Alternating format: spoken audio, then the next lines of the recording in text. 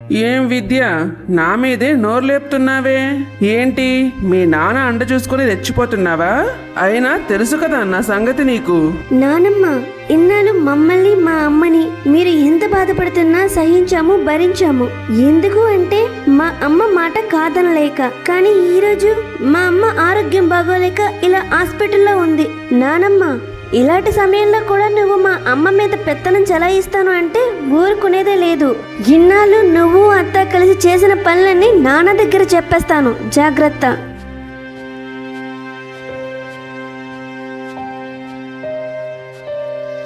అమ్మో, ఇదేంటి? ఎప్పుడు నన్ను చూసినా పిల్లిలా మూలన పడి ఉండేది. నేను కోపంతో చూస్తే చాలు ఉనికిపోయేది. కానీ ఈరోజు ఏంటి పులిలా నా మీదే విరుచుకుపడుతోంది? కాస్త జాగ్రత్తగా ఉండాలి, లేదంటే నా పని అంతే. ఇలా కొంత సమయం గడిచింది.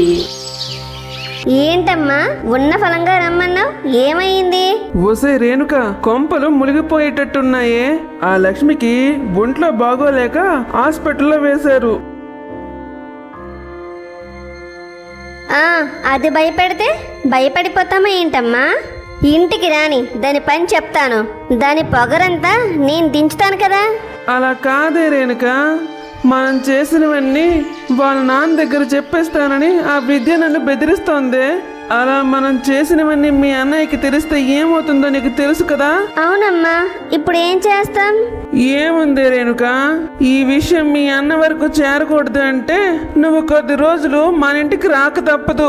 అదేనే, ఆ లక్ష్మి హాస్పిటల్ నుండి వచ్చే వరకు నువ్వు మన ఇంట్లోనే ఉండి ఏదో సహాయం చేసినట్లు కనబడాలి మీ అన్నయ్యకి. తర్వాత మనం అనుకూలంగా అన్ని చేరాక అప్పుడు ఆ విద్య పని పట్టొచ్చు. అవునమ్మా, నువ్వు చెప్పింది నిజమే. ఉండు, ఇప్పుడే మీ అల్లుడికి కాల్ చేసి చెప్తాను.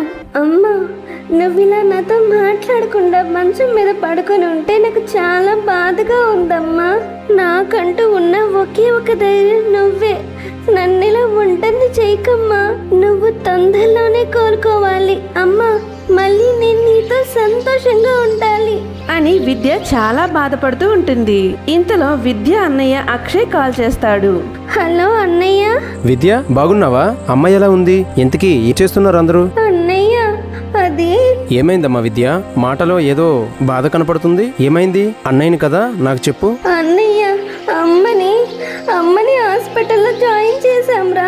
ఏంటి? అమ్మకి హాస్పిటల్లో జాయిన్ చేయడం ఏంటి? ఏమైంది అమ్మకి? అన్నయ్య, అది అని జరిగిందంతా చెప్పసాగింది విద్య. అన్నయ్య, నాకు చాలా భయంగా ఉందన్నయ్య.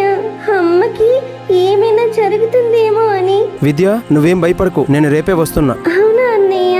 అవునమ్మా విద్య, నాకు మన ఊరిలోనే జాబ్ వచ్చింది. అందుకే రేపు వచ్చి మీ అందరికి సర్ప్రైజ్ చేద్దాం అనుకున్నా. కానీ నువ్వు అమ్మకి ఇలా ఉంది అంటున్నావుగా, నేను ఇప్పుడే బయలుదేరుతున్నా. నువ్వేం భయపడకు, సరేనా? సరే అన్నయ్య, తొందరగా వచ్చేయ్. ఇలా కొంత సమయం గడిచింది. దామోదర్ గారు, లక్ష్మి గారికి మేము ఇచ్చిన మత్తు ఒత్తిడి వలన వదలలేదు. ఆవిడకి మెలకువ రావడానికి బహుశా రేపు ఉదయం అవ్వచ్చు. తనకి ఏం ప్రమాదం లేదు కదా డాక్టర్ గారు? ఏం లేదండి దామోదర్ గారు, మెలకువ రావడానికి కాస్త సమయం పడుతుంది అంతే. నేను రేపు పొద్దున్నే వచ్చి ఆమెను చెక్ చేస్తాను. సరే డాక్టర్ గారు. అమ్మా విద్య, నువ్వు అమ్మ హాస్పిటల్లో చేర్చినప్పటి నుండి ఎక్కడే ఉన్నావు? కాస్త నువ్వు ఇంటికి వెళ్ళి విశ్రాంతి తీసుకో. పొద్దున్నే వద్దువు గాని, అంతవరకు నేను చూసుకుంటాలే. లేదు నాన్న, నేను అమ్మ దగ్గరే ఉంటాను. అమ్మ మేల్కొని నాతో మాట్లాడే వరకు నేను ఎక్కడికి రాను. నేను ఇక్కడే ఉంటాను నాన్న. మీరు ఇంటికి వెళ్ళండి, ఏం పర్వాలేదు. చెబితే వినవు కదా తల్లి. సరే, జాగ్రత్త. అలా విద్య రాత్రంతా తన అమ్మ కోసం మేల్కొనే ఉంటుంది. ఇంతలో తెల్లవారుతుంది. అమ్మ విద్య, మనం ఎక్కడ ఉన్నాం తల్లి? అమ్మ, నువ్వేం కంగారు పడకు. నీకు ఆరోగ్యం బాగోలేక కళ్ళు తిరిగి పడిపోయావు. అందుకే నిన్ను హాస్పిటల్కి తీసుకొచ్చాము. నువ్వు ఏదో ఒత్తిడికి గురవుతున్నావని డాక్టర్ గారు 2 రోజులు హాస్పిటల్లో ఉండమన్నారు. అంతే, ఇంకేం జరగలేదు. డాక్టర్లకేం అలానే అంటారులే. పద, నాకేం కాలేదు, ఇంటికి వెళ్దాం. చూడు, నాకేం కాలేదు, నేను బాగానే ఉన్నాను తల్లి. నువ్వెంత బాగున్నావో డాక్టర్ గారు చెప్పారులే అమ్మా. అక్షయ్, నువ్వెప్పుడొచ్చావురా? వీళ్ళు నిన్ను కూడా భయపెట్టేశారా? అమ్మా, నీకు అసలు ఏమైందో డాక్టర్ గారితో ఇప్పుడే మాట్లాడి వస్తున్నా. బాగా ఒత్తిడికి గురవుతున్నావంట. ఎందుకమ్మా నీకు అంత టెన్షన్? అన్నీ తెలిసి అలా మాట్లాడతావేంట్రా అక్షయ్? నా భయం ఏంటో నీకు తెలీదా? అమ్మా, ఆ విషయం గురించి నేను చూసుకుంటా అని చెప్పాను కదమ్మా, మళ్ళీ ఎందుకు కంగారు పడుతున్నావు? అన్నయ్య, అమ్మ దేనికోసం బాధపడుతుందో నీకు తెలుసా? అమ్మ నీ దగ్గర చెప్పింది కానీ నా దగ్గర ఎందుకు చెప్పలేదు? అమ్మా, ఏంటమ్మా అన్నయ్యని నమ్మినంతగా నన్ను నమ్మలేకపోయావా? విద్య, ఏం జరిగిందో తర్వాత నేను చెప్తానులే గాని నువ్వేమైనా తిన్నావా? రాత్రంతా అమ్మ దగ్గరే ఉన్నట్లున్నావు. లేదన్నయ్య, ఏం తినలేదు. అమ్మని ఇలా చూసి నాకేం తినాలనిపించలేదు. సరే పద, ముందు కాస్త ఫ్రెష్ అయ్యి ఏదైనా తింటూ మాట్లాడుకుందాం. అమ్మా, కాస్త విశ్రాంతి తీసుకో అమ్మా. చెల్లికి ఏదైనా తినిపించి తీసుకొస్తాను. సరేరా అక్షయ్. ఇలా కొంత సమయం గడిచింది. అన్నయ్య, ఇప్పుడైనా చెప్పరా, అమ్మ బాధకు కారణం ఏంటి? అమ్మ ఎందుకని అంతలా ఒత్తిడికి గురవుతోంది? అదా, అమ్మకి మనకంటే ఆలోచన ఏముంటుందమ్మా? మన ఇద్దరి జీవితం కోసమే అమ్మ అంతలా ఆలోచిస్తుంది. ఇప్పుడు మనిద్దరికి ఏమైందన్నయ్య? అమ్మ అంతలా బాధపడ్డానికి మనిద్దరం బాగానే ఉన్నాం కదా. మనం అంత ఆనందంగా ఉంటే నాన్నమ్మ అత్తయ్య తట్టుకోలేరుగా. వాళ్ళు చేసిందే ఇదంతా. అసలు ఏమైందో అర్థమైనట్టు చెప్పరా అన్నయ్య. నీకు పెళ్లి సంబంధం వచ్చిందిగా. అంత మంచి పెళ్లి సంబంధం నీకు రావడం అత్తయ్య నాన్నమ్మ తట్టుకోలేకపోయారా. అందుకే వాళ్ళిద్దరూ కలిసి అని జరిగిందంతా చెప్పసాగాడు అక్షయ్. అలా నీకు వచ్చిన సంబంధాన్ని చెడగొట్టారమ్మా. అంతేకాదు, అత్త మనిద్దరి జీవితాన్ని తన స్వార్థం కోసం వాడుకోవాలి అనుకుంటుంది. ఓసే రేణుక, చక్కగా పెళ్లి సంబంధం చెడగొట్టేశామే. ఇంకా విద్య ఇక్కడే పడుంటుంది. ఆ విద్యకి ఇంకో పెళ్లి సంబంధం వచ్చేంత వరకు భయం లేదే. ఇది సరిపోదమ్మా. ఆ విద్యా లక్ష్మి నీ దగ్గర జీవితాంతం బానిసల్లా పడుండాలంటే నా దగ్గర ఒక మంచి పథకం ఉంది. అవునా? ఏంటి అది? ఏముందమ్మా, ఆ లక్ష్మి తన పిల్లల అండ చూసుకునే రెచ్చిపోతోంది. అదే ఆ పిల్లలు మన చేతుల్లో ఉంటే లక్ష్మి ఆటలు సాగుతాయా? అందుకే ఆ విద్యని మన సాగర్కి, అక్షయ్ని మన మోక్షకిచ్చి పెళ్లి చేసేద్దాం. మోక్ష సాగర్ మనం చెప్పినట్టే వింటారు. అంటే విద్య అక్షయ్ కూడా మన చేతుల్లో ఉన్నట్లే. ఏమంటావమ్మా? అవునవును రేణుక, నువ్వు చెప్పిన విషయం చాలా బాగుంది. అలాగే చేద్దాం. ఆ మాటలు విన్న అమ్మ కంగారు పడి వెంటనే నా దగ్గరికి వచ్చి చెప్పింది. నేను అంతా చూసుకుంటా అని చెప్పాను, కానీ నేను జాబుకు వెళ్ళాక అమ్మ అదే విషయంపై ఆలోచించినట్టుంది. అందుకే ఇలా ప్రాణాల మీదకి తెచ్చుకుంది. అలా ఎలా అన్నయ్య? మన అనుమతి లేకుండా వాళ్ళిద్దరూ మన పెళ్లిని ఎలా నిర్ణయిస్తారు? వాళ్ళు మన మంచి ఆలోచిస్తే ఎప్పుడో బాగుండేది. సరే పద, ఇప్పటికే ఆలస్యం అవుతుంది. అమ్మ దగ్గరికి వెళ్దాం.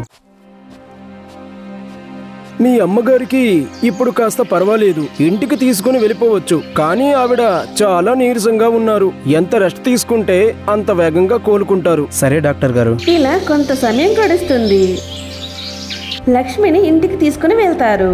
అమ్మా, నువ్వెందుకమ్మా ఇంత ఒత్తిడి తెచ్చుకున్నావు? నేను అన్నీ చూసుకుంటా అని చెప్పాను కదా. అలా కాదురా అక్షయ్, నువ్వు వెళ్ళిపోయాక వాళ్ళ ఆకడలు మరీ ఎక్కువైపోయాయి. వాళ్ళిద్దరూ కలిసి అని జరిగిందంతా చెప్పసాగింది లక్ష్మి. అమ్మా పదమ్మా, మనం వెంటనే పంతులు గారి దగ్గరికి వెళ్ళాలి. ఇప్పుడెందుకే పంతుల దగ్గరికి? ఎందుకంటావేంటమ్మా, నిశ్చితార్థ ముహూర్తాలు చూడడానికి. ఇప్పుడు నిశ్చితార్థం పెట్టేంత గాబరేముందే? అయినా ఇంకా ఈ విషయం గురించి మీ అన్న దగ్గర చెప్పలేదు కదా. అబ్బా అమ్మ, చెప్పినా అన్నయ్య ఒప్పుకుంటాడా ఏంటి? మరి ఎలానే? అందుకే అమ్మా, ముందు ముహూర్తాలు పెట్టేద్దాం. ముహూర్తాలు పెట్టాక నీకు అనారోగ్యంగా ఉంది అనే నాటకంతో అన్నయ్యని మా ఆయన్ని ఒప్పించొచ్చు. ఎలాగో మోక్షకి సాగర్కి ఈ పెళ్లిళ్ళ గురించి చెప్పాం కాబట్టి వాళ్ళకి ఈ పెళ్లిళ్ళు ఇష్టమే. అవునే రేణుక, నువ్వు చెప్పినట్లే చేద్దాం. అయినా నా కూతురికి ఎన్ని తెలివితేటలో. సరే పద, చాలా ఆలస్యం అవుతుంది, పంతుల దగ్గరికి వెళ్దాం. అలా మీ నానమ్మ అత్త ముహూర్తాలు పెట్టేసరికి నా బిడ్డల జీవితం ఏమవుతుందని భయం వేసింది. ఆ మోక్ష సాగర్ ఎలాంటి వాళ్ళో నీకు తెలుసు కదా అక్షయ్. సరే అమ్మా, నువ్వు అవన్నీ ఏం ఆలోచించకు. నేను వచ్చేసానుగా, నేను చూసుకుంటాలే. నువ్వు ప్రశాంతంగా రెస్ట్ తీసుకో. విద్య, నువ్వు హాస్పిటల్ నుండి వచ్చి బాగా అలసిపోయావుగా. నువ్వేం వంట చేయకులే, నేను బయట నుండి తెప్పిస్తాను. సరేరా అన్నయ్య, నువ్వు ఫుడ్ ఆర్డర్ పెట్టు, నేను మిగతా పనులన్నీ చూసుకుంటాను. మిగతా పనులు ఏంటి విద్య? ఆ నానమ్మకి మన అత్తకి ఎప్పుడైనా పని చేయడం అలవాటుందా? ఎప్పుడు అమ్మతో పని చేయించుకోవడం తప్ప వాళ్ళెప్పుడు వంటగదిలోకి వెళ్లారు? అమ్మ నేను 4 రోజులు ఇంట్లో లేకపోయేసరికి వంటగదిని నాశనం చేశారు. దాన్నంతటిని శుభ్రం చేయాలి. సరే జాగ్రత్త. నేనేమైనా సహాయం చేయనా? ఏం పర్వాలేదన్నయ్య, నేను చేస్తాను. ఏమే విద్య, మీ అమ్మ ఎక్కడే కనిపించడం లేదు? అమ్మ గదిలో విశ్రాంతి తీసుకుంటుంది నానమ్మ. ఆ విశ్రాంతి? ఇంకా ఎంత విశ్రాంతి తీసుకుంటుందంట? అయినా 4 రోజులు హాస్పిటల్లో ఉండి విశ్రాంతి తీసుకుంది కదా, సరిపోలేదా? ఇంకా ఇంటికి వచ్చాక కూడా ఇలా విశ్రాంతి అని గదిలోనే ఉంటే ఇంట్లో పనులన్నీ ఎవరు చూసుకుంటారు? అయినా మీరొచ్చి ఇంత సమయం అవుతోంది. ముసలదాన్ని, ఒక కాఫీ నీళ్ళు లేవు, ఏమీ లేవు.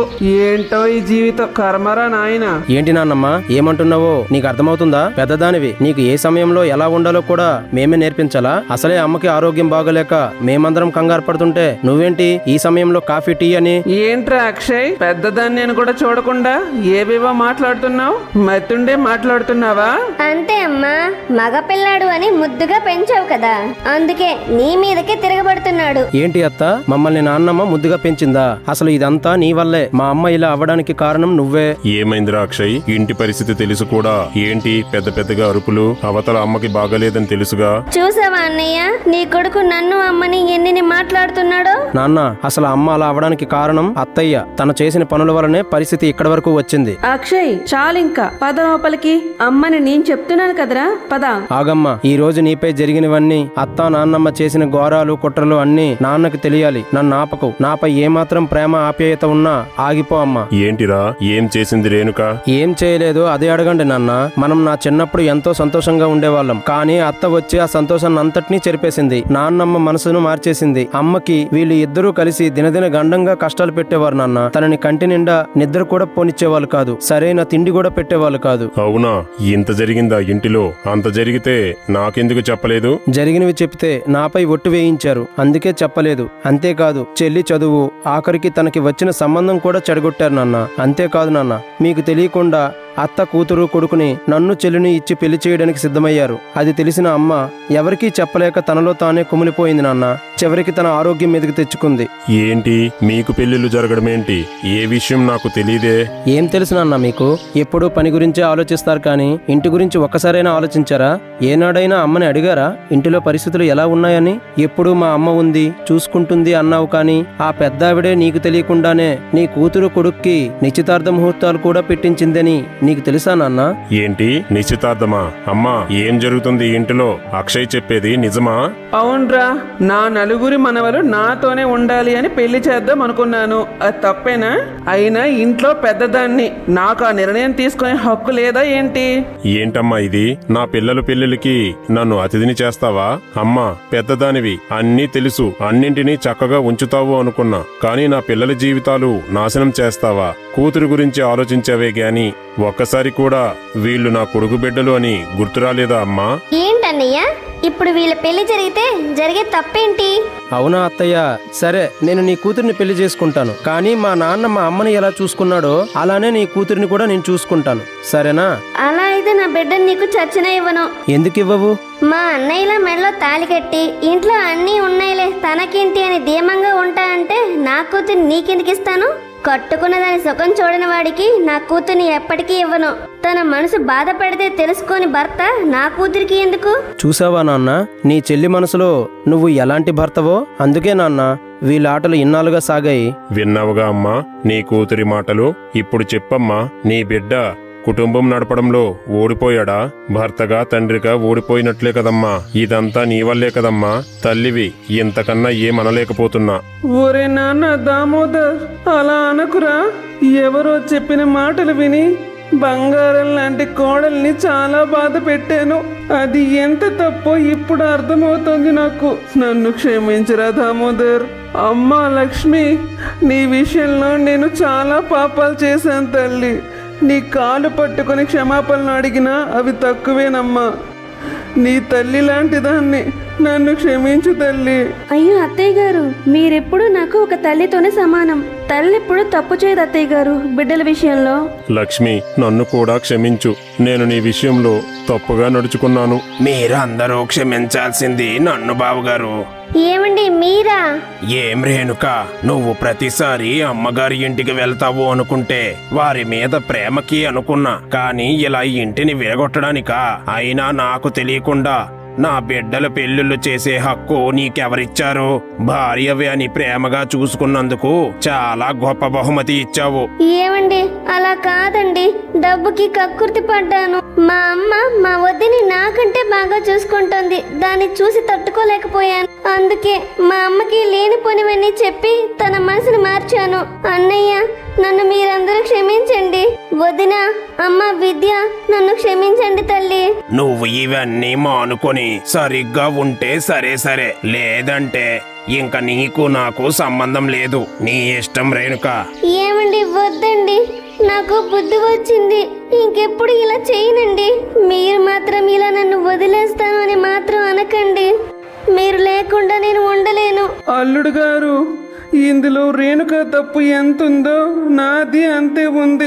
నన్ను క్షమించండి. కుటుంబం విడగొట్టడం ఒక క్షణం పని అత్తయ్య గారు. కలపడానికి ఎన్ని సంవత్సరాలు పడుతుందో చూశారుగా. మొత్తానికి అక్షయ్ సాహసం చేశాడు. విడిపోతున్న కుటుంబాన్ని కూడా కలిపాడు. ఇలాంటి మరిన్ని వీడియోల కోసం మా ఛానల్ ని లైక్ చేసి సబ్స్క్రైబ్ చేసుకోండి. పక్కనే ఉన్న గంట సింబల్ని ఆన్లో పెట్టుకోండి.